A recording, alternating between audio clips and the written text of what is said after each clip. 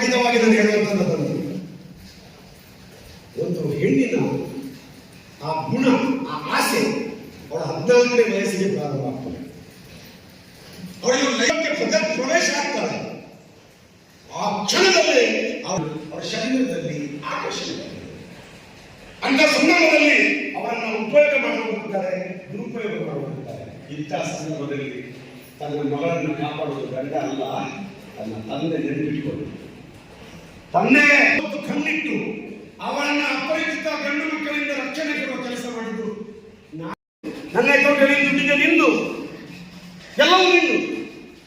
ಆದ್ರೆ ಅವಳಿಗೆ ಇದೆ ಏನು ನಾವು ಪ್ರೀತಿ ಕೊಡ್ತೇವೆ ಅವಳಿಗೆ ಅದು ಮಾತ್ರ ಅವಳು.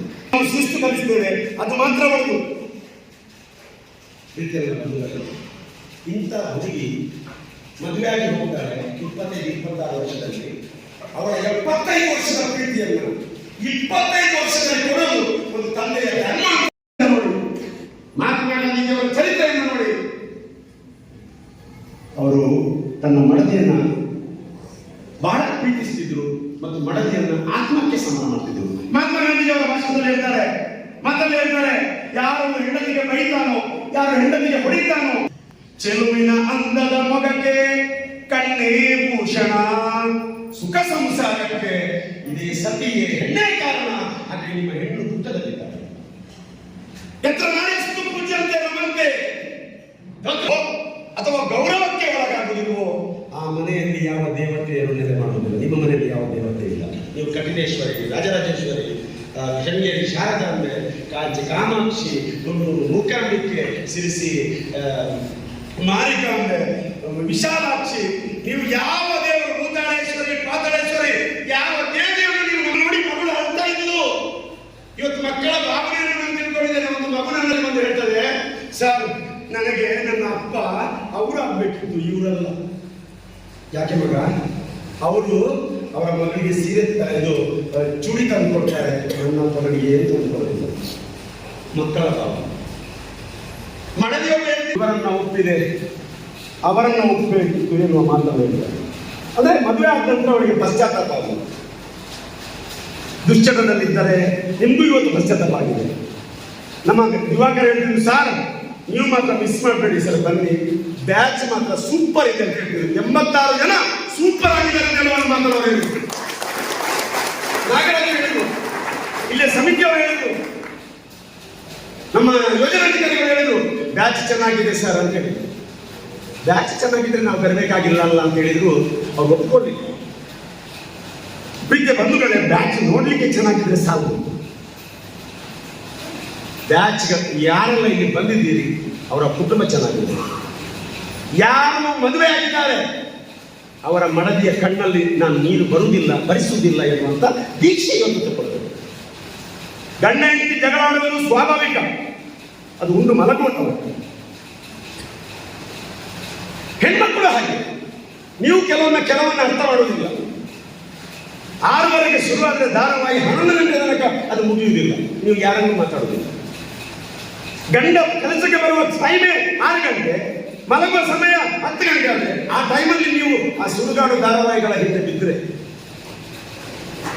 ನಿಮ್ಮ ಗಂಡ ಸ್ವಲ್ಪ ಎಣ್ಣೆ ಹಾಕಿ ಮಲಗುವಂತೇಳಿ ಅವರಿಗೆ ಆಗಬಹುದು ಅಲ್ಲ. ಈಗ ನಾನು ಚಪ್ಪಳ ಹಾಕಿ ಕೇಳಿದಲ್ಲ, ಅವರೇ ಹಾಕಿದ್ದು. ಯಾಕಂದ್ರೆ ಇದು ವಸ್ತುಸ್ಥಿತಿ.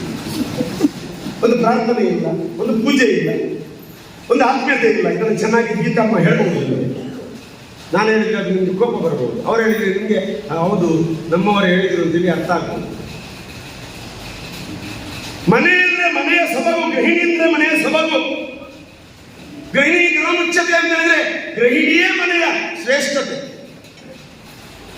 ಮನೆಯ ಅಚ್ಚುಕಟ್ಟುತನ, ಮನೆಯ ಅಂಗಳ, ಮನೆಯ ಶಿಸ್ತು, ಮನೆಯ ಬಟ್ಟೆ ಬರೆ, ಹಾಕುವ ಬಟ್ಟೆ ಬರೆ,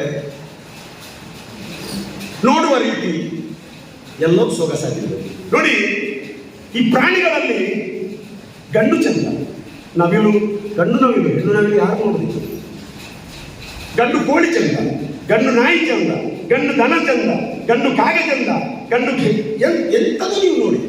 ಗಂಡು ಚಂದ, ಗಂಡು ಆನೆ ಚಂದ, ಗಂಡಾನೆ, ಗಂಡು ಹೋರಿ, ಗಂಡಿಗೆ ಕೋಳಿ ಗಂಡು ಪೂಂಜ, ಗಂಡು ನವಿಲಿಗೆ ಅದು ಅದರ ಡ್ಯಾನ್ಸೇ ಅದ್ಭುತ. ಗಂಡು ಹುಲಿ, ಗಂಡು ಚಿರತೆ ಎಲ್ಲ ಗಂಡು ಚಂದ. ಆದರೆ ಮನುಷ್ಯ ಸಂಕುಲದಲ್ಲಿ ಮಾತ್ರ ಹೆಣ್ಣು ಚಂದ.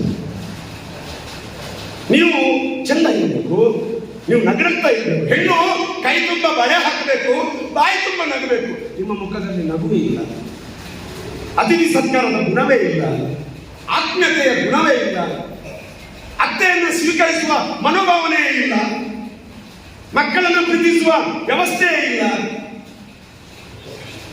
ಇದೆಲ್ಲ ಆದಾಗ ಸ್ವಲ್ಪ ಇವತ್ತು ಮೊಬೈಲ್ ಎಲ್ಲ ಬಂದಿದೆ, ಅದರಲ್ಲೇ ಇರೋದು ಅಂತೇಳಿ ಆದಾಗ ಬಹಳ ಕಷ್ಟ. ಆಗ ಅವರಿಗೆ ಆಗ್ತದೆ ಈಗಲೇ ಗೊತ್ತಾದ ಪ್ರಯೋಜನ, ಹಾಲು ಊಟದ ಲೆಕ್ಕ ಅಥವಾ ಊಟ ಅಂತ ಹೇಳಿದ್ರೆ ತಪ್ಪಾಗ್ತದೆ. ಆ ಒಂದು ಬೊಡ್ಚಲ್ಲಿ ನಮ್ಮ ತುಪ್ಪ, ಅದರಲ್ಲಿ ಒಂದು ಸಣ್ಣ ಸಂದೇಶನೂ ಇಲ್ಲ. ಅದರ ಬಗ್ಗೆ ನಮಗೆ ತಲೆಯಲ್ಲಿ ನೋವು.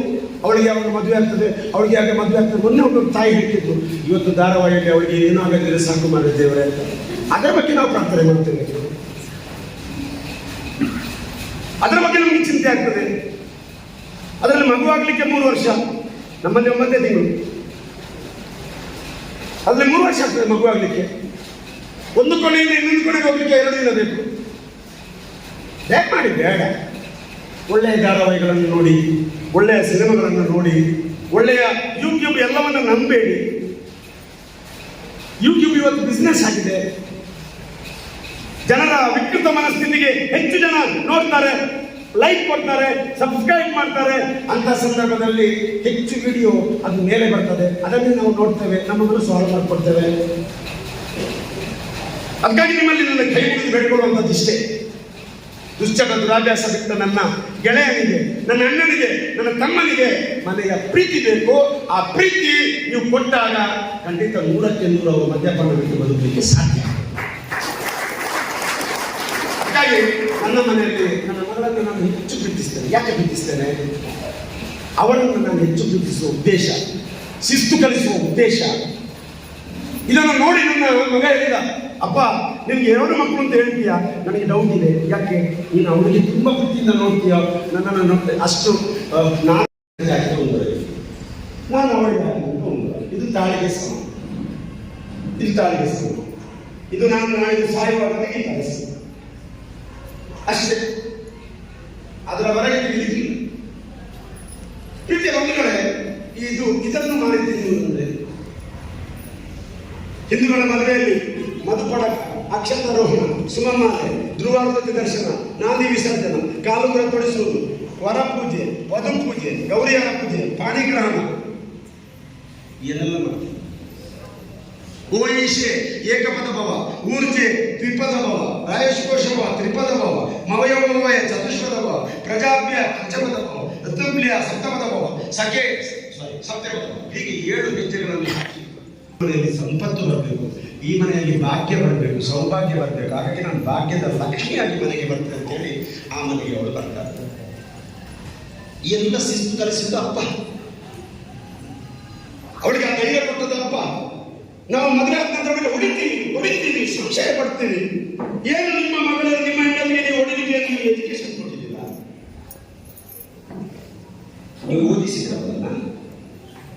ಅವಳಿಗೆ ಡ್ರೆಸ್ ಕೊಟ್ಟಿದ್ದೆ ನೀವು ಶಾಲೆಗೆ ಹೋಗುವಾಗ. ಮದುವೆ ಆದ ಹೊಡೆಯುವ ರೈಟ್ ನಮ್ಗೆ ಯಾಕೆ ಕೊಟ್ಟದ್ದು? ನಿಮ್ಮ ಹೆಂಡತಿ ನಿಮ್ಮ ಮೇಲೆ ಕಂಪ್ಲೇಂಟ್ ಕೊಟ್ಟಿಲ್ಲ, ಹಾಗಾಗಿ ನೀವು ಇವತ್ತು ಒಟ್ಟಿಗೆ ಕೂತಿದ್ದೀರಿ. ಇಲ್ಲದಿದ್ದರೆ ಅದೊಂದು ಕಾನೂನು ರೀತಿಯ ಸಮಸ್ಯೆ ಆಗ್ತದೆ. ಇದನ್ನು ನಾನು ಪಬ್ಲಿಕ್ ಆಗಿ ಹಾಕಬೇಕು ಅಂತ ಹೇಳಿದ್ರೆ, ಕೆಲಸದ ಜಾಗದಲ್ಲಿ ಒಂದು ಹೆಣ್ಣಿಗೆ ದೌರ್ಜನ್ಯ ಮಾಡಿದ್ರೆ ಮತ್ತು ವಿಶ್ವಾಸದೊಂದಿಗೆ ಬದುಕಿದಾಗ ಮಾತ್ರ ಅದು ಮದುವೆ ಆಗ್ತದೆ. ಆ ಮದುವೆಯಿಂದ ಆಗಬೇಕು ಅಂತ ನನ್ನ ಆಸೆ. ಊಟ ಮತ್ತು ಒಡನಾಟ ಅದು ದಾಂಪತ್ಯದ ತಿರುಳು. ಗಂಧದ ಮರ ಇದೆ, ಎಲ್ಲರೂ ಆಸೆ ಪಡ್ತಾರೆ ಅದನ್ನು ಕಡಿಬೇಕು. ಗಂಧದ ಗಿಡವನ್ನು ಯಾವ ಕಡಿಯುವುದು? ಯಾಕೆ? ಅದು ತಿರುಳಿ. ನೀವೆಲ್ಲರೂ ಗಂಧದ ನಾವಿಬ್ಬರು ಎತ್ತಿನ ಗಾಡಿಗಳ ಬದುಕಬೇಕು ಸಂಕಲ್ಪದಿಂದ. ನಾವು ಸುಖವಾಗಿರಬೇಕು. ಸುಖ ಮನೆಯಲ್ಲಿದೆ, ಮನದಿಯಲ್ಲಿದೆ, ಸುಖವನ್ನು ಅನುಭವಿಸ್ತೀವಿ. ಯಾರು ಉಪಕಾರ ಮಾಡಿದ್ದಾರೆ, ಯಾರು ಸಹಕಾರ ಕೊಟ್ಟಿದ್ದಾರೆ ಅದನ್ನು ಮರೆತು ಬಿಡಿ. ಈ ಸತ್ತ ನಂತರ ಒಂದು ಹೆಣ್ಣು ಇವತ್ತು ಯೋಚಿಸಿ, ನಿನ್ನೆನ್ನು ಮರೆತು ಬಿಡಿ, ನಿನ್ನೆ ಕುಡಿತಕ್ಕಲ್ಲವನ್ನು ಮರೆತು ಬಿಡಿ. ಯಾವುದೇ ಹೆಣ್ಣು ತನ್ನ ಗಂಡನನ್ನ ಸೋಮಾರಿ ಮಾಡಿ ನಾನು ಬದುಕಬೇಕು ಅಂತ ಸಂಕಲ್ಪ ಮಾಡ್ತಾರೆ. ನೀವು ರಾಜನನ್ನಾಗಿ ಮಾಡ್ತೇವೆ. ಮದುವೆಯ ಮೊದಲನೇ ದಿನ ಕಾಗದ ಬರೆದರೆ ಸಾಕು ರಾಜ ಅಂತ. ಮಕ್ಕಳಿಗೆ ಕಾಯಿಲೆ ಬರಬಾರದು, ಬರ್ತದೆ.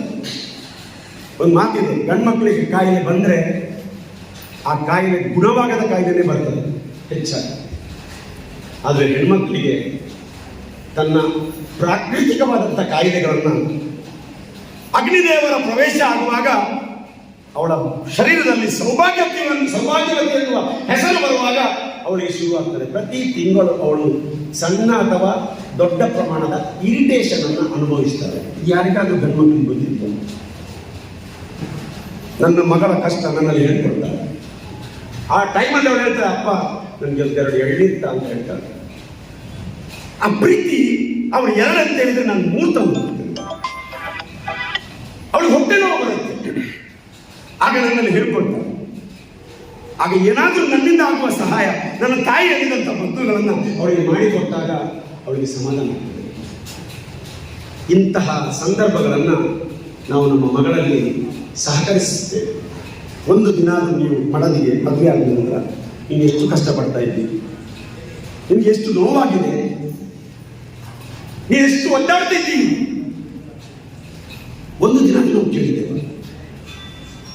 ಅವಳಿಂದ ಸಹಕಾರವನ್ನು ನಾವು ನಿರೀಕ್ಷೆ ಮಾಡ್ತೇವೆ, ಪ್ರೀತಿಯನ್ನು ನಿರೀಕ್ಷೆ ಮಾಡ್ತೇವೆ, ದುಡ್ಡನ್ನು ನಿರೀಕ್ಷೆ ಮಾಡ್ತೇವೆ. ಅವಳಿಗೆ ಹಾಕಿದ ಅಪ್ಪ ಅಮ್ಮ ಹಾಕಿದ ಚಿನ್ನವನ್ನು ನಾವು ಮಾರಿದ್ದೇವೆ. ಈ ಕ್ಯಾಂಪಲ್ಲಿ ನಮಗೆ ಬಹಳ ಬೇಸರದ ಸಂಗತಿ ಅಂದರೆ ಈ ಕ್ಯಾಂಪಲ್ಲಿ ಸುಮಾರು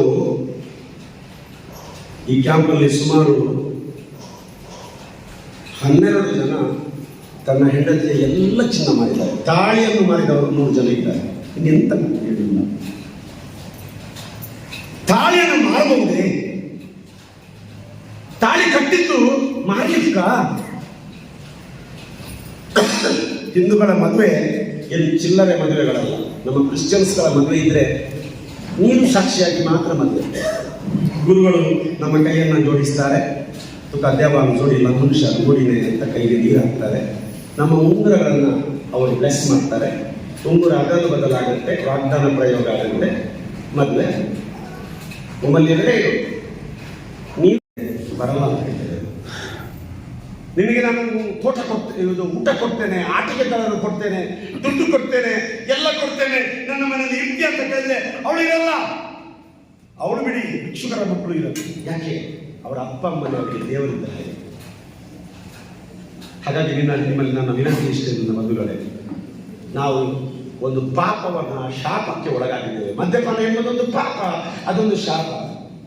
ನಾನು ಆಗಲೇ ಹೇಳಿದ ಹಾಗೆ ಯಾವ ಧರ್ಮದಲ್ಲಿಯೂ ಅದನ್ನು ಮಾಡಬೇಕು ಅಂತ ಹೇಳಿಲ್ಲ. ಪಂಚಭೂತಗಳಲ್ಲಿ, ಪಂಚಮಹಾ ಪಾಪಗಳಲ್ಲಿ ಒಂದು ಅಂತ ಹೇಳ್ತದೆ, ಸಪ್ತಮಹಾ ದೋಷಗಳಲ್ಲಿ ಒಂದು ಅಂತ ಹೇಳ್ತದೆ, ಪಂಚಮಹಾ ಪಾತಕಗಳಲ್ಲಿ ಒಂದು ಅಂತ ಹೇಳ್ತದೆ.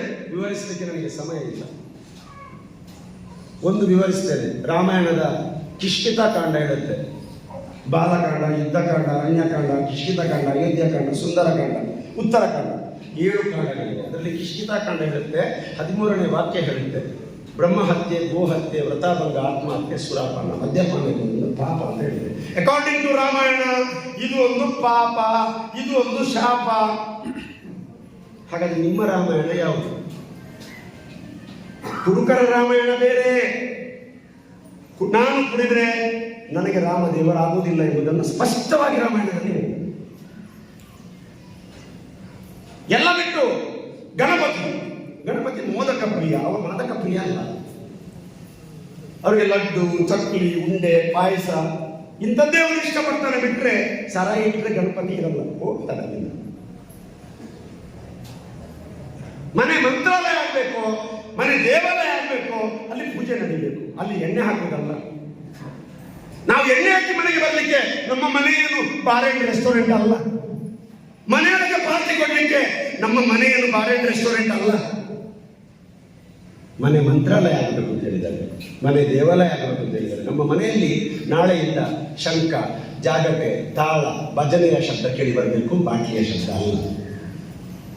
ನಾಳೆಯಿಂದ ನಮ್ಮ ಮನೆಯಲ್ಲಿ ಕರ್ಪೂರ, ಊದುಕಡ್ಡಿ, ನಮ್ಮ ಧೂಪದ ಪರಿಮಳ ಬರಬೇಕು. ನಮ್ಮ ಮನೆಯೊಳಗೆ ಬರುವಾಗ ಏನೋ ಒಂದು ಸ್ವಲ್ಪ ಆಧ್ಯಾತ್ಮಿಕ ಸಿಂಚನ ಆಗಬೇಕು. ಅಂತ ಒಂದು ಮನೋಭಾವನೆ ಅವರವರ ಧರ್ಮದಲ್ಲಿದ್ದಂಥ ಪ್ರಾರ್ಥನೆಗಳನ್ನು ಅವರು ಮಾಡಬೇಕು. ಈಗ ನಾನು ಕ್ರಿಶ್ಚಿಯನ್ ಆಗಿ ನಾನು ಜಪಮಾಲೆ ಮಾಡ್ತೇನೆ, ನೀವು ರುದ್ರಾಕ್ಷಿ ಮಾಲೆಯನ್ನು ಇಟ್ಕೊಂಡು ನೀವು ಸಹ ಓಂ ನಮಃ ಶಿವಾಯ ಅಂತ 100 ಸಲ ಹೇಳ್ಬೋದು. ನಿಮ್ಮ ಮನೆಯ ದೇವರಿಗೆ ಒಂದು ಗೂಡು, ಆ ಗೂಡಲ್ಲಿ ದೇವರು, ಆ ದೇವರಲ್ಲಿರುವಂತಹ ಇಷ್ಟ ದೇವರು, ಮನೆ ದೇವರು, ಕುಲ ದೇವರು, ಗ್ರಾಮ ದೇವರು, ಇಷ್ಟು ದೇವರಿಗೆ ನೀವು ಅನುಷ್ಠಾನ ಪ್ರತಿಷ್ಠಾಪನೆ ಮಾಡಿ ಹಾಗೆ ಕೈ ಮುಗಿಬೇಕು. ದಿನಾ ದೃಷ್ಟಿ ಇಟ್ಟು ನೋಡಬೇಕು. ದೇವರ ದೃಷ್ಟಿ ಬಹಳ ಮುಖ್ಯ. ದೇವರು ನಮ್ಮ ಮೇಲೆ ಒಮ್ಮೆ ದೃಷ್ಟಿ ಇಟ್ಟರೆ ಆ ದೃಷ್ಟಿ ಅವರು ತೆಗೆಯುವುದಿಲ್ಲ, ನಾವು ತೆಗಿತೀವಿ. ತಾಯಿ ಮಗುವನ್ನ ಹಿಡಿದ್ರೆ ಸೇಫು, ಮಗು ತಾಯಿಯನ್ನ ಹಿಡಿದ್ರೆ ಸೇಫ್ ಅಲ್ಲ. ಯಾವ ತಾಯಿ ತನ್ನ ಮಗುವನ್ನ ಇಟ್ಕೊಳ್ತದೆ ಆ ಮಗು ರಕ್ಷಣೆಯಾಗಿರ್ತದೆ. ಇಷ್ಟರವರೆಗೆ ನೀವು ದೇವರನ್ನ ಪ್ರಾರ್ಥನೆ ಮಾಡ್ತಿದ್ರಿ, ಅದರ ಅರ್ಥ ಮಗು ತಾಯಿಯನ್ನು ಇಟ್ಕೊಳ್ತಿದ್ರಿ. ಆದರೆ ಇವತ್ತು ಈ ಶಿಬಿರದ ನಂತರದಲ್ಲಿ ದೇವರೇ ನಿಮ್ಮ ಕೈ ಹಿಡಿದಿದ್ದಾರೆ, ಇನ್ನು ಆ ಕೈ ಬಿಡಲಿಕ್ಕೆ ಬಿಡಬೇಡಿ ಅಂತ ಪ್ರಾರ್ಥನೆ ನಿಮ್ಮ ಬೆಳಗಿನ ಕೀ ಆಗಲಿ, ಸಂಜೆಯ ಲೋಕ ಆಗಲಿ, ಎಲ್ಲರೂ ನಾವು ದೇವರ ತೊಡೆಯಲ್ಲೇ ಮಲಗೋಣ, ಬೆಡ್ಡಲ್ಲಿ ಅಲ್ಲ. ಭಾವನೆಯಲ್ಲಿ ದೇವರು ಅವರ ಈ ಶಿಬಿರ ನಮ್ಮ ಮಧ್ಯೆ ಅಂತ ಹೇಳಿದ್ರೆ ಯಾರ ಮಧ್ಯೆ? ಈ ಸಮಿತಿಯ ಮಧ್ಯೆ. ನಮ್ಮ ಸದಾನಂದ ನಿರ್ದೇಶಕರು ಅವರನ್ನು ಪ್ರೀತಿಯಿಂದ ಗೌರವಿಸುತ್ತಾರೆ. ನಮ್ಮ ಮಧ್ಯೆ ಗೋಡೆ ಕಟ್ಟಬೇಕು. ಅರ್ಥ ಮಾಡಿಕೊಳ್ಳಿ. ನಮ್ಮ ಮನೆಯಿಂದ ಸ್ಪಂದಿಸ್ತಾರೆ. ಇಲ್ಲಿ ಒಬ್ರು ಗಾಂಧಿ ಅಂತೇಳಿ ಒಬ್ರು ಇದೆ, ಯೋಗಾನಂದ ಗಾಂಧಿ. ಅವರ ಫ್ಯಾಮಿಲಿ, ಅವರ ಅಣ್ಣ ತಮ್ಮ ಕುಡಿತಕ್ಕೆ ಒಳಗಾದಂತ ಒಂದು ಕುಟುಂಬ ಆಗಿತ್ತು ಒಂದು ಕಾಲದಲ್ಲಿ. ನಮ್ಮ ಕ್ಯಾಂಪಿಗೆ ಬಂದ್ಬಿಟ್ಟು ಅವರು ಇಲ್ಲಿ ನನ್ಗೆ ಯಾಕಂದ್ರೆ ತುಂಬಾ ಜನ ಹೇಳಿದ್ದಾರೆ, ಕುಡಿತ ಬಿಟ್ಟು ಸಾಧಕರಾಗಿದ್ದಾರೆ. ತೀರ್ಥಹಳ್ಳಿಯ ಮಂಜು ಒಬ್ಬ ಕುಡಿದು ಭಿಕ್ಷೆ ಬೇಡ್ತಾ ಇದ್ದ, ಇವತ್ತು ತಹಸೀಲ್ದಾರ್ ಆಗಿದ್ದಾರೆ. ತಹಸೀಲ್ದಾರ್ ಸುಳ್ಳು ಹೇಳ್ತಾ ಇಲ್ಲ. ಮಂಗಳೂರು ಅಲ್ಪಸಂಖ್ಯಾತರ ವಿಭಾಗದ ಜಿಲ್ಲೆಯ ಅಧಿಕಾರಿಯಾಗಿದ್ದಾರೆ, ಸಿನಿಮಾ ನಿರ್ದೇಶಕರಾಗಿದ್ದಾರೆ, ದೊಡ್ಡ ದೊಡ್ಡ ರಾಜಕಾರಣಿಗಳಾಗಿದ್ದಾರೆ. MLA ಅದು ಕಂಟೆಸ್ಟ್ ಮಾಡಿದ್ದಾರೆ, ಗೆಲ್ಲಿಲ್ಲ, ಕಂಟೆಸ್ಟ್ ಮಾಡಿದ್ದಾರೆ. ಶೌರ್ಯ ವಿಪತ್ತು ನಿರ್ಮಾಣ ತಂಡಕ್ಕೆ ಸೇರಿದ್ದಾರೆ. SDMC ಅಧ್ಯಕ್ಷರಾಗಿದ್ದಾರೆ, ಬ್ಯಾಂಕಿನ ನಿರ್ದೇಶಕರಾಗಿದ್ದಾರೆ, ಸಂಘ ಸಂಸ್ಥೆಗಳ ಅಧ್ಯಕ್ಷರಾಗಿದ್ದಾರೆ. ನಂಬ್ತಿರೋ ಬಿಡ್ತಿರೋ ನಮ್ಮಲ್ಲಿ 2 ಜನ ಕುಡಿತ ಬಿಟ್ಟ ನಂತರ ಮಿಲಿಟರಿಗೆ ಹೋಗಿದ್ದಾರೆ. ಒಂದು ವೇಳೆ ಕುಡಿತಿದ್ರೆ ಅವ್ರು ಸತ್ತೋಗ್ತಿದ್ರು. ಇವತ್ತು ಬೆಳಿಗ್ಗೆ ಕಿಶನ್ ಅಂತ ಹೇಳುವವರು ಒಂದು ಕಾಲ್ ಮಾಡಿದ್ರು. ದೊಡ್ಡ ಎಸ್ಟೇಟ್ ಓನರ್ ಆಗಿದ್ದಾರೆ, ಕೋಟ್ಯಾಧೀಶ ಆಗಿದ್ದಾರೆ. ಇಡೀ ಭಾರತ ಟ್ರೆಕ್ಕಿಂಗ್ ಮಾಡ್ತಾ ಇದ್ದಾರೆ ಅವರೀಗ. ಸರ್, ನನಗೆ ಶಕ್ತಿ ಕೊಟ್ಟದ್ದು ಮಂಜುನಾಥ ಅಂತ ಹೇಳ್ತಾರೆ, ನನಗೆ ಧೈರ್ಯ ಕೊಟ್ಟದ್ದು ಅಣ್ಣಪ್ಪ ಅಂತ ಹೇಳ್ತಾರೆ, ನನಗೆ ಪಾನಮುಕ್ತ ಜೀವನದ ಪ್ರೀತಿಯ ದಾರಿ ತೋರಿಸಿದ್ದು ಅದು ನೀವು ಅಂತ ಹೇಳ್ತಾರೆ. ಹಾಗಾಗಿ ಪ್ರೀತಿಯ ಬಂಧುಗಳು, ಈ ನೆನಪು, ಈ ಕುಟುಂಬ ಯಾವಾಗ ನೀವು ಅದಕ್ಕೆ ಗೋಡೆ ಕಟ್ತೀರಿ ಆಗ ನೀವು ಸಮಾಧಿ ಕಟ್ತೀರಿ. ಯಾವಾಗ ಈ ಕುಟುಂಬದಲ್ಲಿ ನೀವು ಸೇತುವೆ ಕಟ್ತೀರಿ ಆಗ ನಿಮ್ಮ ಮನೆ ಅರಮನೆ ಕಟ್ತೀರಿ. ಮನೆ ಅಲ್ಲದ ಅರಮನೆ ಆಗ್ತದೆ. ನಮ್ಮ ಗೌರವಾನ್ವಿತ ಗೌರವಾಧ್ಯಕ್ಷರು ಮಾನ್ಯ ಶ್ರೀ ವೆಂಕಟೇಶ್ವರಯ್ಯವರು ಬರ್ತಾ ಇದ್ದಾರೆ. ಅವರನ್ನು ಪ್ರೀತಿಯಿಂದ, ಗೌರವದಿಂದ, ಆತ್ಮೀಯತೆಯಿಂದ ಸ್ವಾಗತಿಸ್ತಾರೆ. ಚಪ್ಪಾಳೆ ಇಷ್ಟ.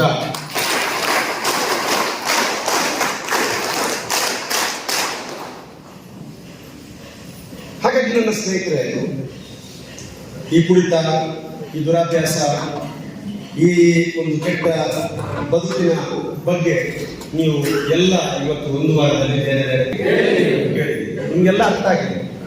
ಯಾವ ಮಕ್ಕಳಿಗೆ ಪಾಠ ಅರ್ಥ ಆಗ್ತದೆ ಅವ್ರ ಪರೀಕ್ಷೆ ಚೆನ್ನಾಗಿ ಬರೀತಾರೆ, ಪರೀಕ್ಷೆ ಚೆನ್ನಾಗಿ ಬರೀತಾರೆ.